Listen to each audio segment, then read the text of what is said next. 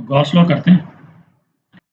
इसका जो exact mathematical formulation है वो तो अभी थोड़ी देर में देखेंगे, बट अभी ब्रॉडली देखते हैं कि गॉस लॉ बोलता क्या है। तो गॉस लॉ क्या है? गॉस लॉ किसी भी क्लोज सरफेस में कितना नेट चार्ज इंक्लोज्ड है, नेट चार्ज, और पहला वर्ड मैंने क्या बोला, क्लोज्ड सरफेस। दोनों ही वर्ड इंपॉर्टेंट है। और क्लोज सरफेस का क्या मतलब निकला कि बंद है ना? तो क्लोज सरफेस जैसे हो गया कोई बॉक्स हो गया या ये कोई स्फेरिकल शेल हो गया, ठीक है। किसी भी क्लोज सरफेस में कुल नेट चार्ज कितना है उसको पता लगाने का एक तरीका है ना। गॉस ने बताया एक तरीका कि ऐसे जो है वो हम किसी भी क्लोज सरफेस में नेट चार्ज कितना है वो हम पता लगा सकते हैं। तो कैसे पता करते हैं? तो उसमें प्रिंसिपल क्या है कि जैसे जब हमने इलेक्ट्रिक फील्ड लाइन हमने डिस्कस किया था तो हमने क्या बोला था कि number of electric field line वो चार्ज के प्रोपोर्शनल होती है ना। चार्ज ज़्यादा होगा तो उसकी इलेक्ट्रिक फील्ड लाइन ज़्यादा होगी और चार्ज कम होगा तो इलेक्ट्रिक फील्ड लाइन कम होगी, ठीक है।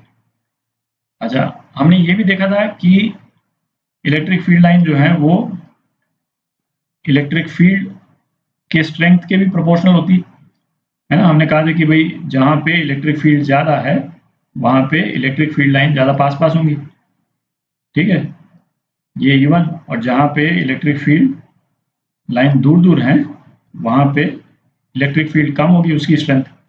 इस केस में जैसे E1 जो है वो E2 से ज़्यादा है। तो गॉस ने क्या बोला कि किसी भी क्लोज सरफेस से कितनी इलेक्ट्रिक फील्ड लाइंस बाहर आ रही है, ठीक है, उसका यदि हम एस्टिमेशन कर लें तो हम ये पता लगा सकते हैं कि उस क्लोज सरफेस के अंदर नेट चार्ज कितना है, ठीक है। लॉजिकल है कि भाई जब यदि इलेक्ट्रिक फील्ड लाइन चार्ज के प्रोपोर्शनल है, ये तो हमको मालूम ही है, तो किसी क्लोज सरफेस से जितनी लाइनें बाहर आ रही होंगी उसका यदि हम अंदाज लगा लें तो हम ये पता तो लगा ही सकते हैं कि भाई अंदर चार्ज कितना है। जैसे ये एक इरेगुलर सरफेस है ना, ये हमने लिया इरेगुलर सरफेस और लाल वाला चार्ज पॉजिटिव और ब्लू वाला नेगेटिव है। तो इसकी यदि इलेक्ट्रिक फील्ड लाइन हम बनाएं, मतलब एग्जैक्ट बनाना तो थोड़ा सा मुश्किल है ना। जैसे इसमें से कुछ तो इस पे टर्मिनेट कर जाएंगे, है ना, इसकी भी कुछ इस पे टर्मिनेट कर जाएंगे। अच्छा, बाकी जो है वो बाहर चली जाएंगी, ठीक है, बाहर चली गई, इससे भी बाहर गई कुछ, है ना। मैं एग्जैक्ट नहीं बना रहा हूँ। और इससे ये जो है उसमें तो टर्मिनेट करेगी, तो कुछ तो बाकी चार्जेस से टर्मिनेट कर गई और कुछ बाहर से भी आकर के टर्मिनेट करेंगी, ठीक है। तो नेट जो नंबर ऑफ लाइंस जो बाहर आई है ना, वो है ना जो येलो माइनस ग्रीन एक तरह से, ठीक है, तो वो हमको ये बता देगा कि अंदर नेट चार्ज कितना है। नेट चार्ज यदि हम एस्टिमेट ये कर लें कि नेट येलो लाइंस कितनी बाहर आ रही है ना, ग्रीन को माइनस करके, तो हमको ये पता चल जाएगा कि इस क्लोज सरफेस में नेट चार्ज कितना है ना। हमको ये नहीं मालूम चलेगा कि कितने पॉजिटिव चार्जेस हैं और कितने नेगेटिव चार्जेस, ये नहीं मालूम चलेगा, बट ये मालूम चल जाएगा कि नेट पॉजिटिव चार्जेस कितने हैं, है ना। इसमें सारे चार्जेस का यदि मैग्नीट्यूड बराबर है तो हमको ये मालूम चल जाएगा कि इसमें 2Q0 चार्जेस हैं इस क्लोज सरफेस में, ठीक है। ये जो हम बोल रहे हैं कि सरफेस से कुल इलेक्ट्रिक फील्ड लाइन बाहर कितनी आ रही है उसका एस्टिमेशन, ठीक है। अच्छा, इलेक्ट्रिक फील्ड लाइन तो एक विजुलाइज करने का तरीका है, ठीक है। इलेक्ट्रिक फील्ड लाइन का प्रॉक्सी क्या है? इलेक्ट्रिक फील्ड इटसेल्फ, ठीक है। इलेक्ट्रिक फील्ड जो है वही इलेक्ट्रिक फील्ड लाइन का प्रॉक्सी है। तो गॉस ने क्या किया कि किसी भी क्लोज सरफेस से कुल इलेक्ट्रिक फील्ड कितनी बाहर आ रही है, ठीक है, उसको कैलकुलेट करने का एक तरीका बताया। और उसको हमने क्या उसको गॉस ने क्या बोला? Electric flux. और फिर इस इलेक्ट्रिक फ्लक्स को जो चार्ज इनसाइड है उससे लिंक किया एक मैथमेटिकल फॉर्मुलेशन से। तो अब हम देखते हैं कि इलेक्ट्रिक फ्लक्स हम कैलकुलेट कैसे करते हैं, ठीक है, वो देखते हैं। तो प्रीवियस डिस्कशन में क्या कंक्लूजन निकला ना, ये कंक्लूजन निकला कि यदि किसी भी क्लोज सरफेस से नेट इलेक्ट्रिक फील्ड कितनी इमर्ज कर रही है, ये यदि हमको मालूम चल जाए तो हम उस क्लोज सरफेस के अंदर चार्ज कितना है ये पता कर सकते हैं। ठीक है, तो किसी सरफेस से इलेक्ट्रिक फील्ड पास कितनी कर रही है, इसका एस्टिमेट है इलेक्ट्रिक फ्लक्स। ठीक है, तो हमको बेसिकली किसी भी सरफेस में इलेक्ट्रिक फ्लक्स कितना पास कर रहा है ये पता करना आना चाहिए। तो इलेक्ट्रिक फ्लक्स क्या है, बेसिकली ये तो मैंने बोल ही दिया है ना, it is a measure of electric field passing through an area. किसी भी एरिया से इलेक्ट्रिक फील्ड कितनी पास कर रही है उसका एस्टिमेट है इलेक्ट्रिक फ्लक्स। ठीक है, और यदि हम प्रिसाइज टर्म्स में बोलें तो इलेक्ट्रिक फ्लक्स क्या है कि it is a product of component of electric field perpendicular to the given area and the given area. ठीक है, इसका मतलब क्या निकला देखते हैं। जैसे ये सरफेस हमने लिया, ये जो लाल वाला पोर्शन है इसको हम डेल्टा ए बोल रहे हैं, इसमें से इलेक्ट्रिक फ्लक्स कितना पास कर रहा है ये हम अभी पता करेंगे। तो पहला तो ये हुआ कि डेल्टा ए का डायरेक्शन। ठीक है, तो इस पर्पस के लिए डेल्टा ए का डायरेक्शन क्या हम लेते हैं कि एरिया से परपेंडिकुलर हमने ड्रॉ किया, वो इस एरिया का डायरेक्शन है। ठीक है, अब हम इलेक्ट्रिक फील्ड का वो कंपोनेंट जो इस एरिया के परपेंडिकुलर है ना, तो सपोज ये एंगल थीटा है, तो हमको इलेक्ट्रिक फील्ड का कौन सा कंपोनेंट चाहिए, हमको इस इलेक्ट्रिक फील्ड का ये वाला कंपोनेंट चाहिए। तो मतलब हमको क्या चाहिए, ई कॉस थीटा। ठीक है, तो इस डेल्टा ए वाला जो एरिया है इसमें से इलेक्ट्रिक फ्लक्स कितना पास कर रहा है, इसको फाई बोलते हैं इलेक्ट्रिक फ्लक्स को, ये हो गया E cos theta into delta A. ठीक है, और इलेक्ट्रिक फ्लक्स की यूनिट जो है वो newton meter square by coulomb है ना, ये यूनिट होती है।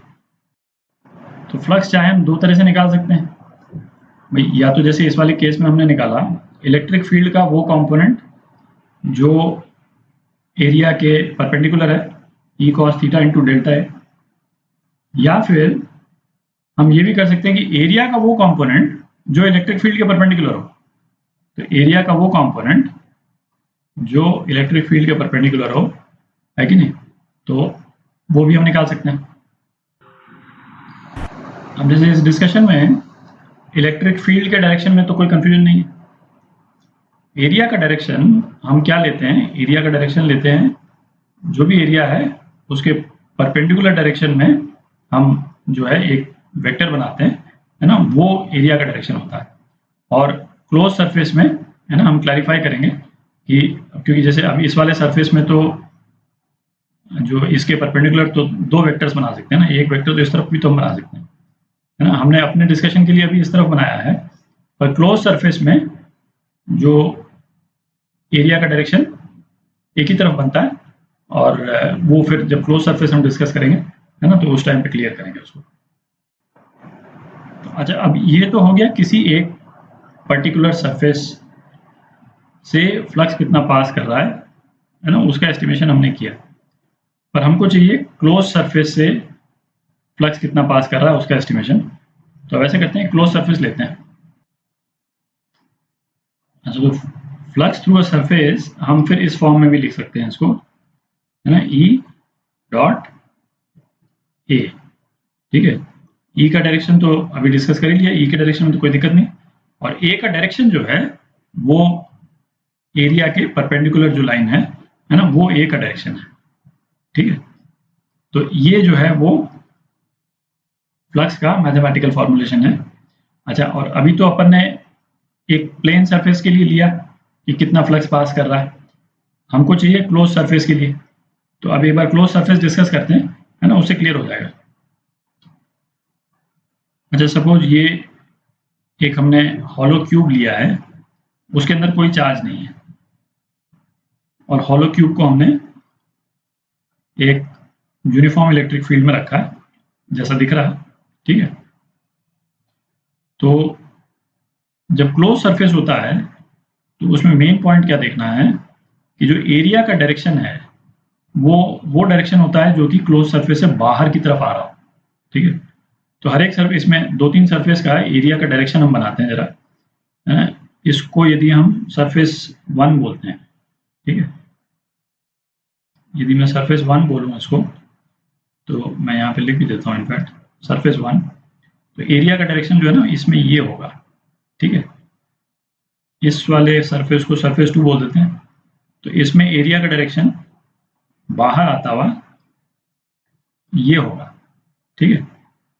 इसको तीसरा सरफेस बोल देते हैं, इसमें एरिया का सरफेस जो है वो A3 ये डायरेक्शन होगा, बाहर की तरफ आता हुआ और परपेंडिकुलर, और इसको चौथा सरफेस बोल देते हैं, है ना। इसमें एरिया का डायरेक्शन इस तरफ होगा, बाहर की तरफ आता हुआ A4, ठीक है। तो ये तो हो गया एरिया का डायरेक्शन, ठीक है।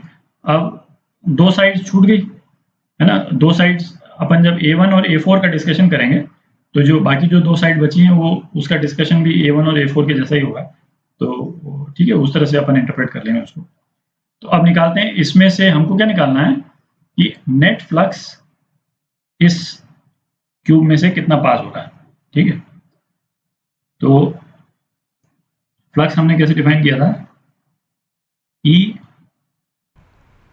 डॉट ए, ठीक है। तो फ्लक्स इसमें क्या होगा, flux through surface 1 plus flux through surface 2 plus flux through surface 3 plus flux through surface 4, ठीक है। इसमें हर साइड का एरिया यदि A है तो अब फ्लक्स थ्रू सरफेस 1 क्या होगा, E डॉट A1, है ना, दोनों वेक्टर हैं, plus E dot A2 plus E dot A3 plus E dot A4, ठीक है। इसमें मुझे E डॉट A5 और E डॉट A6 भी लिखना चाहिए था, पर उससे वो अपना डायग्राम ऐसे ही कम्बरसम बन जाता, तो इसीलिए मैंने 4 साइड लिए हैं। बाकी 5 और 6 का रिजल्ट भी 1 और 4 के जैसा ही आएगा, है कि नहीं, बट एक्चुअल में मेरे को यहाँ पे लेना चाहिए था A5 और A6 भी लेना चाहिए था, ठीक है। अब देखते हैं E और A1 के बीच में एंगल कितना है, 90 डिग्री है, दिख रहा है, ठीक है। तो EA1 cos 90 कितना हो जाएगा, 0, ठीक है, प्लस E और A2 के बीच में एंगल कितना है, E जो है वो इस डायरेक्शन में है और A2 इस डायरेक्शन में है, तो एंगल कितना हो गया, 180 डिग्री हो गया, ठीक है। तो ये हो जाएगा EA, है ना, A2 का जो मैग्नीट्यूड है वो तो यही है, cos 180, ठीक है, plus E dot A3, angle कितना है E और A3 के बीच में, 90 डिग्री, तो EA3 cos 90 कितना हो जाएगा, 0, ठीक है। और प्लस इसमें E भी इस डायरेक्शन में है और A3 भी इस डायरेक्शन में है, एंगल कितना है बीच में, 0, तो EA cos 0, ठीक है। अच्छा, और A5 और A6 में करते हैं तो एंगल कितना आता है अपना, 90 डिग्री आता, क्योंकि इससे टच करती हुई जा रही है, इलेक्ट्रिक फील्ड जो है वो A5 और A6 वाला जो सरफेस है उससे भी टच करती हुई जा रही। तो ये क्या हो गया, माइनस EA प्लस EA कितना हो गया, 0 हो गया। फ्लक्स जो है, नेट फ्लक्स, इसमें है ना, जब भी क्लोज सरफेस की बात करते हैं तो हम नेट फ्लक्स की बात करते हैं, ठीक है। नेट फ्लक्स कितना आ गया, 0 आ गया, ठीक है। तो इस तरह से हम किसी भी क्लोज सरफेस के थ्रू जो है इलेक्ट्रिक फ्लक्स कितना पास हो रहा है वो हम कैलकुलेट करते हैं। तो नेक्स्ट वीडियो में हम देखेंगे कि ये जो इलेक्ट्रिक फ्लक्स है ना, उसको चार्ज के साथ में गॉस ने कैसे लिंक किया, है ना, गॉस लॉ क्या कहता है।